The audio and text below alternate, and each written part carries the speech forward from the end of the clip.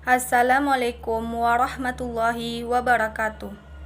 Baiklah, saya perwakilan kelompok 6 akan mempresentasikan materi kelompok kami tentang demokrasi di bidang politik tentang pilkada dan rencana perubahan undang-undang pemilu.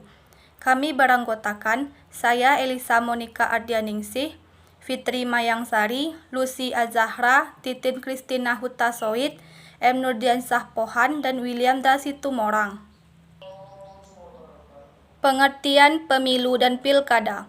Pemilu adalah sarana kedaulatan rakyat untuk memilih anggota Dewan Perwakilan Rakyat, anggota Dewan Perwakilan Daerah, Presiden dan Wakil Presiden, dan untuk memilih anggota Dewan Perwakilan Rakyat Daerah yang dilakukan secara langsung, umum, bebas, rahasia, jujur, dan adil dalam Negara Kesatuan Republik Indonesia berdasarkan Pancasila dan Undang-Undang Dasar Negara Republik Indonesia. Pemilu adalah pemilihan orang-orang untuk mengisi jabatan tertentu. Untuk itu, pemilihan umum sangat penting karena dalam pemilu terjadi pelaksanaan kedaulatan rakyat. Lembaga Penyelenggaraan Pemilu dan Pilkada. Penyelenggaraan pemilu diatur dalam Undang-Undang Nomor 15 Tahun 2011 tentang penyelenggaraan pemilihan umum. Disebutkan bahwa yang dimaksud dengan penyelenggaraan pemilu adalah lembaga yang menyelenggarakan pemilu yang terdiri atas Komisi Pemilihan Umum dan Badan Pengawas Pemilu sebagai satu kesatuan fungsi penyelenggaraan pemilu untuk memilih anggota Dewan Perwakilan Rakyat, Dewan Perwakilan Daerah, Dewan Perwakilan Rakyat Daerah, Presiden dan Wakil Presiden secara langsung oleh rakyat serta untuk memilih gubernur, bupati, dan wali kota secara demokratis. Berikut dijelaskan lembaga penyelenggaraan pemilu, yaitu A. Komisi Pemilihan Umum atau KPU. Komisi Pemilihan Umum, selanjutnya disingkat KPU, adalah lembaga penyelenggaraan pemilu yang bersifat nasional, tetap, dan mandiri yang bertugas melaksanakan pemilu. Jumlah anggota KPU sebanyak 7 orang. B. Bawaslu adalah Badan Pengawas Pemilu.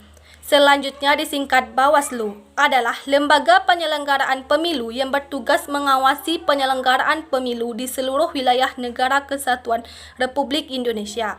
Jumlah anggota Bawaslu RI adalah 5 orang. C. DKPP, Dewan Kehormatan Penyelenggaraan Pemilu. Selanjutnya disingkat DKPP, adalah lembaga yang bertugas menangani pelanggaran kode etik penyelenggaraan pemilu dan merupakan satu kesatuan fungsi penyelenggaraan pemilu. DKPP bersifat tetap dan berkedudukan di ibu kota negara. DKPP dibentuk paling lama 2 bulan sejak anggota KPU dan Bawaslu mengucapkan sumpah atau janji. DKPP terdiri dari 7 orang unsur KPU, Bawaslu, DPR, dan dari pemerintah. Tujuan pemilu: menyarikan ketentuan beberapa pasal dalam Undang-Undang Dasar 1945. Pemilu diselenggarakan dengan tujuan untuk memilih A. Presiden dan Wakil Presiden, B. Anggota DPR, C. Anggota DPD, D. Gubernur dan Wakil Gubernur, E. Anggota DPRD Provinsi, F. Bupati dan Wakil Bupati atau Wali Kota dan Wakil Wali Kota, dan G. Anggota DPR Kabupaten atau Kota. Pasal 3. Mereka yang dipilih melalui pemilihan adalah orang-orang yang menduduki jabatan-jabatan pemerintah, baik di legislatif maupun eksekutif. Namun, di balik tujuan pemilihan orang-orang tersebut, pembuat undang-undang harus merancang desain pemilu untuk 2 hal: bagaimana proses pemilu berlangsung dan bagaimana hasil pemilu terciptakan. Yang pertama, bicara tentang tujuan pemilu dilihat dari sisi proses penyelenggaraan pemilu. Sedangkan yang kedua, bicara tentang tujuan pemilu dilihat dari sisi hasil pemilu, yakni berupa sistem pemerintah yang terciptakan. Tetapi, desain pemilu tersebut tidak bisa dirumuskan dalam bentuk pasal dan ayat, sehingga harus dipaparkan dalam penjelasan undang-undang. Belajar dari penyelenggaraan pemilu-pemilu sebelumnya, maka jika dilihat dari sisi proses, tujuan pemilu adalah memudahkan pemilihan dalam memberikan suara, menyederhanakan jadwal penyelenggaraan, menghemat dana negara, menyeimbangkan beban penyelenggaraan, sedangkan jika dilihat dari sisi hasil, tujuan pemilu adalah meningkatkan partisipasi dan kontrol pemilik terhadap calon terpilih, menciptakan sistem pemerintah presidensil yang efektif, menyederhanakan sistem kepartaian di DPR dan DPRD, serta memperkuat dan mendemokrasikan partai politik. Tujuan-tujuan tersebut harus ditulis dalam penjelasan undang-undang sehingga terbaca sebagai desain pemilu yang akan memudahkan perumusan pasal dan ayat. Sejarah Pemilu Indonesia. A. Pemilu 1955. Masa parlemen. Pemilu di Indonesia pertama kali pada tahun 1955. Pada tahun ini, pemilu pertama yang diselenggarakan bangsa Indonesia yang baru berusia 10 tahun. Pemilu 1955 dilaksanakan pada masa demokrasi parlementer pada Kabinet Burhanuddin Harahap. Pemungutan suara dilakukan 2 kali, yaitu untuk memilih anggota DPR pada tanggal 29 September 1955 dan untuk memilih anggota konstitusi pada tanggal 15 Desember 1955. B. Pemilu kedua pada tahun 1971 sampai 1997. Masa Orde Baru. 1. Pemilu 1971 merupakan pemilu yang diselenggarakan bangsa Indonesia. Pemilu yang dilaksanakan pada tanggal 5 Juli 1971 ini untuk memilih anggota DPR. 2. Pemilu 1977. Pemilu kedua pada masa Orde Baru yang diselenggarakan pada tanggal 2 Mei 1977. 3. Pemilu 1982. Pemilu ini merupakan pemilu ketiga pada masa Orde Baru. Pemilu ini diselenggarakan pada tanggal 4 Mei 1982.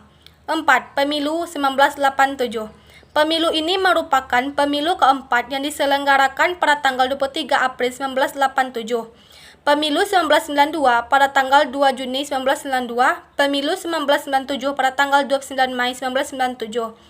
Pemilu pada masa Orde Baru ini di sistemnya sama, yaitu menganut sistem perwakilan berimbang proporsional dan peserta pemilu yaitu Partai Persatuan Pembangunan atau PPP, Golongan Prakarya, dan Partai Demokrasi Indonesia. C. Pemilu 1999 sampai 2009. Masa Orde Reformasi. Pemilu 1999 merupakan pemilu pertama pada masa reformasi. Pemungutan dilaksanakan pada tanggal 7 Juni 1999 secara serentak di seluruh Indonesia. Peserta pemilu pada tahun ini diikuti 48 partai politik. Pemilu 2004 merupakan pemilu pertama yang memungkinkan rakyat memilih langsung yang diselenggarakan pada tanggal 5 April 2004. Dan pemilu pada tahun 2009 merupakan pemilu yang dilaksanakan secara serentak pada tanggal 9 April 2009. Penyelenggaraan pemilu presiden dan wakil presiden 2004 secara langsung telah mengilhami dilaksanakannya pemilihan kepala daerah dan wakilnya pilkada secara langsung. Oleh karena itu, sejak tahun 2005 telah diselenggarakan pilkada secara langsung baik di tingkat provinsi maupun kabupaten atau kota. Penyelenggaraan ini diatur dalam Undang-Undang Nomor 32 Tahun 2004. 5. Syarat untuk mengikuti pemilu dan pilkada di Indonesia. A. Warga negara Indonesia. B. Warga yang telah digenap berusia 17 tahun.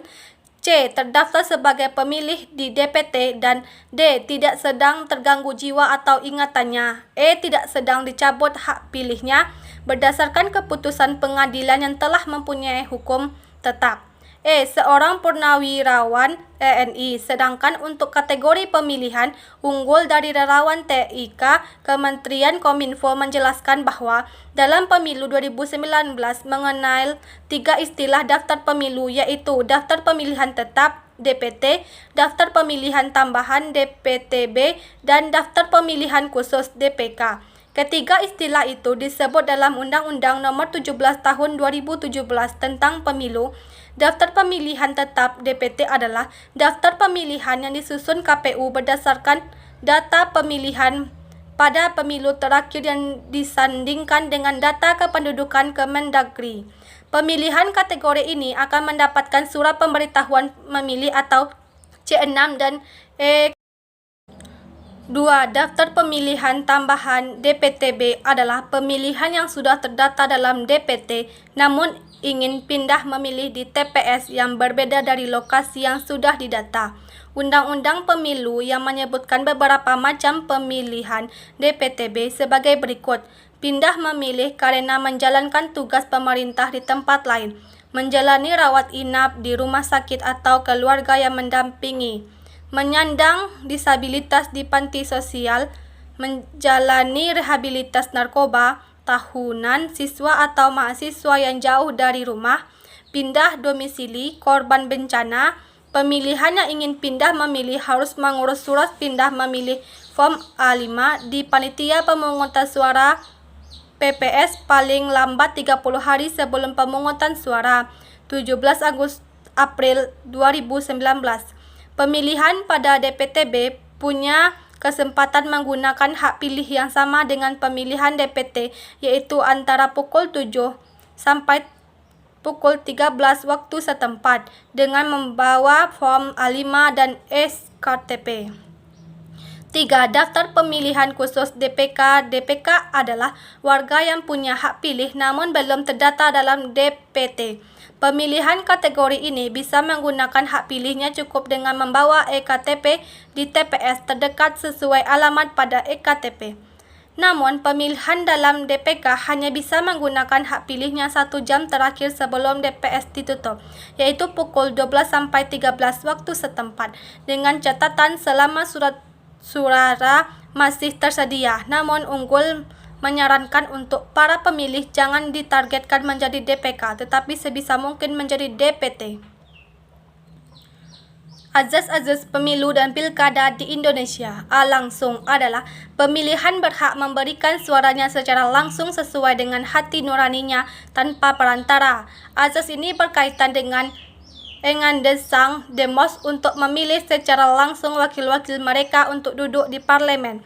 Langsung berarti rakyat pemilih mempunyai hak untuk secara langsung memberikan suaranya sesuai dengan kehendak hati nuraninya tanpa perantara. B. Umum, Allgemeins General. Semua warga negara yang telah memenuhi syarat sesuai dengan undang-undang berhak mengikuti pemilu tanpa ada diskriminasi. Umum berarti pada dasarnya semua warga negara yang memenuhi persyaratan minimal dalam usia, yaitu sudah berusia 17 tahun atau telah atau pernah kawin, berhak ikut memilih dalam pemilihan umum. C. Bebas, free, independent. Bebas berarti setiap negara berhak memilih bebas menentukan pilihannya tanpa tekanan dan paksaan dari siapapun. D. Rahasia, vertraulich secret. Rahasia berarti dalam memberikan suaranya, pemilih dijamin bahwa pilihannya tidak akan diketahui oleh pihak manapun dan dengan jalan apapun, merupakan rantai dari makna kebebasan sebagaimana yang disebutkan sebelumnya. E. Jujur atau ehrlich honest. Jujur berarti dalam menyelenggarakan pemilihan umum, penyelenggaranya atau pelaksanaan, pemerintah dan partai politik peserta pemilu, pengawas dan pemantau pemilu termasuk pemilih, serta semua pihak yang terlibat secara tidak langsung harus bersikap atau bertindak jujur sesuai dengan peraturan perundangan yang berlaku. F. Adil, rectified, fair. Adil berarti dalam menyelenggarakan pemilu, setiap pemilih dan partai politik peserta pemilu mendapatkan perlakuan yang sama, serta bebas dari kecurangan pihak manapun. Penyelenggaraan pemilu yang berintegritas. A. Kepastian hukum. Penyelenggaraan pemilu harus memiliki kepastian hukum. Hal ini mencakup tentang pelaksanaan atau tahapan penyelenggaraan dan peserta pemilu. B. Penyelenggaraan netral. Netralitas merupakan hal mutlak yang dimiliki oleh penyelenggara dalam menyelenggarakan pemilu. Menurut IDA, para penyelenggara ibarat wasit dalam sebuah permainan. C. Data pemilu akurat dan lengkap. Salah satu hal yang harus dipenuhi untuk mencapai pemilu berintegritas adalah data pemilu yang akurat dan lengkap. D. Kemurnian suara rakyat. E. Tata regulasi. F. Partisipasi. Penyelenggaraan pemilu dan pilkada di Indonesia. Tujuan diselenggarakannya pemilu dan pilkada adalah sama-sama untuk mewujudkan demokrasi. Namun demikian, ada beberapa perbedaan antara pemilu dan pilkada. Pemilu ditujukan untuk memilih wakil rakyat di tingkat pusat dan daerah. Adapun pilkada ditujukan untuk memilih kepala daerah. Pemilu dilaksanakan serentak di seluruh wilayah Indonesia. Adapun pilkada dilaksanakan hanya dalam lingkup wilayah pemerintahan daerah tertentu saja. Pasal 22E ayat 1 Undang-Undang Dasar 1945, pemilu dilaksanakan setiap 5 tahun. Artinya, pemilu untuk memilih presiden dan wakil presiden, anggota DPR, anggota DPT, gubernur dan wakil gubernur, anggota DPRD provinsi, bupati dan wakil bupati atau wali kota dan wakil wali kota dan anggota DPRD kabupaten atau kota. Dilakukan setiap 5 tahun sekali. Dalam hal ini, konstitusi hanya mengatur periode pemilu, tetapi tidak mengatur jadwal masing-masing pemilu. Semula pembuatan undang-undang membuat jadwal pemilu sebagai berikut. Pemilu legislatif, lalu diikuti pemilu presiden dan dalam tahun yang sama. Lalu diikuti pilkada yang berserakan waktunya sepanjang 4 tahun berikutnya. Lalu melalui putusan MK nomor 14 garing PUU ke-11 garing 2013 tertanggal 23 Januari 2014. MK memerintahkan pemilu legislatif diselenggarakan secara serentak dengan pemilu presiden pada 2019. Sementara Undang-Undang Nomor 8 Tahun 2015 mengubah jadwal pilkada yang berserakan menjadi serentak pada Desember 2015, Februari 2017 dan Juni 2018. Namun jadwal pemilu versi Mahkamah Konstitusi tersebut masih terbuka untuk disusun ulang karena Mahkamah Konstitusi hanya menekankan penyelenggaraan pemilu legislatif dan pemilu presiden serentak pada 2019. Sementara jadwal pilkada masih terus berubah seiring dengan tujuan untuk menyerentakkan pilkada secara nasional. Tantangan penyelenggaraan pilkada pada masa pandemi COVID-19. Pilkada merupakan salah satu pesta demokrasi terbesar di Indonesia yang memilih kepala daerah beserta wakilnya. Pilkada serentak akan diselenggarakan di tahun 2020. Namun jadwal pilkada yang sebelumnya sempat tertunda karena wabah COVID-19 akhirnya telah ditetapkan dan akan dilaksanakan pada hari Rabu tanggal 9 Desember 2020.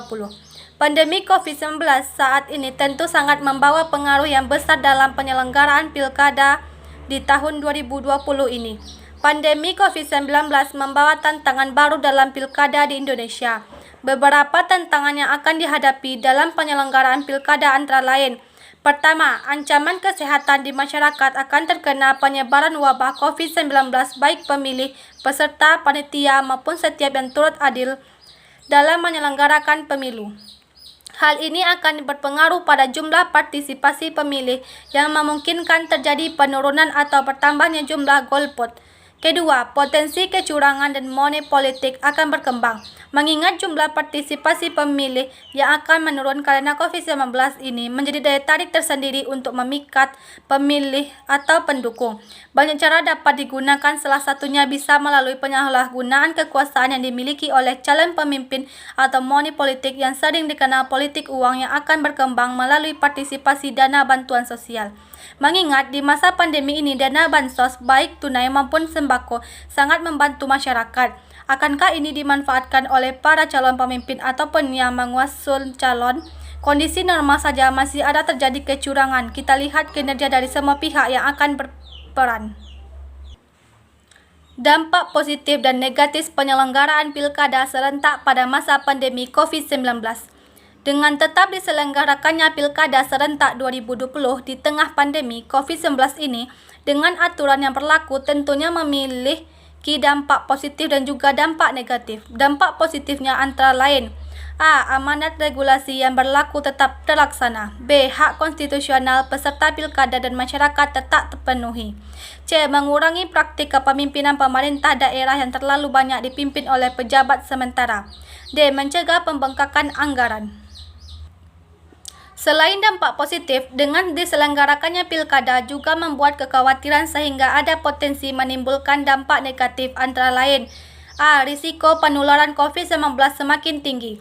B. Berpotensi adanya praktik kecurangan yang semakin rawan. C. Penolakan pilkada berpotensi meningkatkan angka golput. Sekian presentasi dari kelompok kami. Saya akhiri. Wassalamualaikum warahmatullahi wabarakatuh.